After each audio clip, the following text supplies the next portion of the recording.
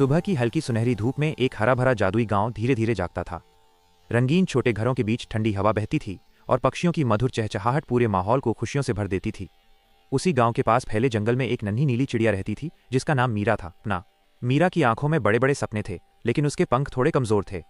वो अक्सर पेड़ की टहनी पर बैठकर दूसरी चिड़ियों को ऊंचे आसमान में उड़ते देखती और चुपचाप सोचती कि क्या वो भी कभी उड़ पाएगी। कई बार उसने कोशिश की, पंख फैलाए और हवा में उछली, लेकिन थोड़ी ऊंचाई तक जाकर वो फिर नीचे उतर जाती। फिर भी उसके दिल में हार नहीं थी। जंगल के एक कोने में रहने वाली प्यारी सी कछुआ दादी, जिन्हें सब ज्ञानू दादी कहते थे, मीरा को हमेशा समझाती, मीरा, हर किसी की उड़ान अलग होती है और सच्ची ताकत पंखों में नहीं बल्कि दिल में छिपी होती है। एक दिन अचानक मौसम बदल गया। आसमान में काले बादल छा गए, हवा तेज चलने लगी और जंगल में अफरा तफरी मच गई। उसी दौरान एक नन्हा खरगोश बहते पानी के पास फंस गया और डर के मारे मदद के लिए पुकारने लगा। बाकी जानवर घबरा गए, लेकिन मीरा का दिल जोर जोर से धड़कने लगा। भले ही वो ऊंचा उड़ नहीं सकती थी, मगर उसने हिम्मत नहीं हारी। वो तेजी से जमीन पर दौड़ी और अपनी पूरी ताकत लगाकर चहचहाने लगी।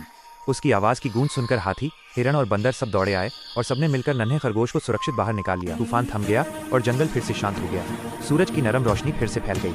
उसी पल मीरा ने महसूस किया कि उसके पंख पहले से कहीं हल्के लग रहे हैं। उसने आंखें बंद की, दिल में भरोसा भरा और धीरे धीरे पंख फैलाए। इस बार वो बल्कि हवा में टिक गई। बहुत ऊंचा तो नहीं, लेकिन वो इतनी ऊंचाई तक पहुंची जहां उसे खुद पर अटूट विश्वास हो गया। नीचे हरा भरा जंगल चमक रहा था और मीरा की आंखों में खुशी के आंसू थे।